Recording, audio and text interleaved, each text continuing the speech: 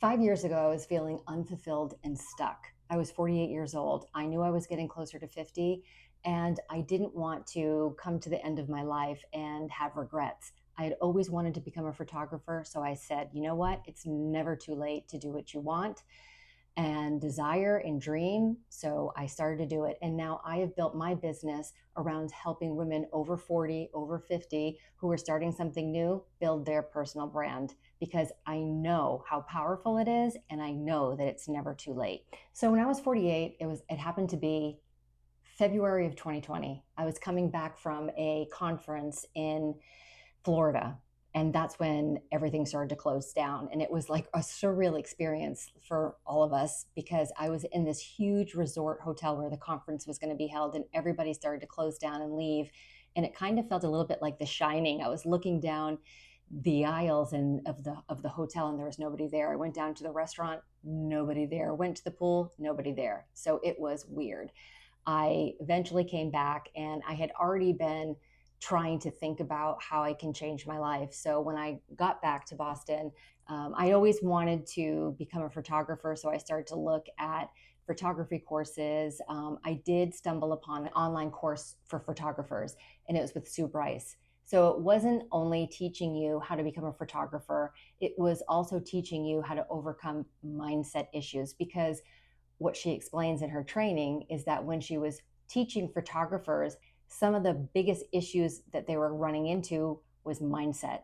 Not believing that they're worthy, or not believing that they're capable, or having money blocks and all of that. So I started to listen to, all of her modules, and they really hit home. On some of them, I started to like cry because I was like, oh my God, I've let these limiting beliefs hold me back.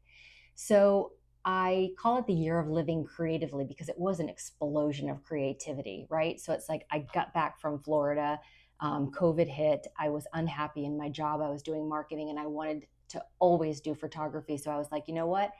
Now's the opportunity to do it because everything shut down. So I can spend all of my time learning how to do this. I found Sue Bryce and signed up for her training. And then I literally made my living room into a studio. And my family is right now sick of me taking pictures of them, but they were really good sports. They helped me with lighting and posing and all of that so I could build my portfolio. So I know the process of starting something new can feel overwhelming. It can feel lonely, and you may not know what the first steps are. I feel fortunate that I stumbled upon Sue Bryce, but I also know what it's like to go down different rabbit holes and waste your time with this new course. You listen to a podcast with a different, guru that's like, this is the only material that you'll need for success. And you just end up bouncing around like a pinball machine, to be honest. So personal branding gives you a strategy.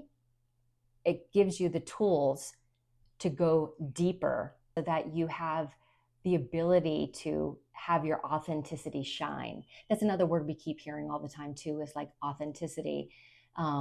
It just means that you're not creating a persona and pretending to be somebody else. So you just want to make sure that it's authentic to who you are. And you get to share as much as you want with your personal brand. So I want to break down all of these misconceptions and really get women on the path to, you're starting something new, you know what you want to do, and here are the steps that you're going to take to build your personal brand. Personal branding is so powerful because you get to connect to the dots of where you were and where you're going. And then you also get to really dig deep and know who you are. What do you want out of life? What makes you get out of bed in the morning to do what you're doing beyond making money? And who do you want to serve, more importantly? And also, what are your values? What do you care about? Those are all the things that are going to make you magnetic.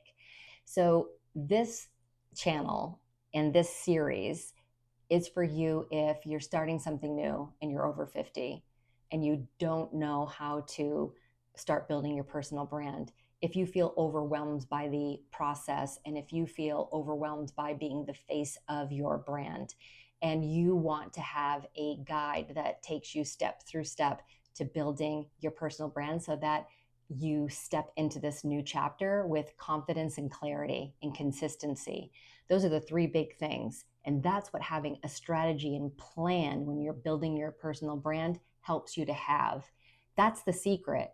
Once you have your foundation, it gives you clarity because you know who you are, you know where you're going, you know who you want to serve, you know what your core message is, and you're repeating that, right? So that's consistency. You're showing up consistently, and your content is consistent, your look and your vibe is consistent, and that all gives you confidence. So starting from that place of strength is the solution.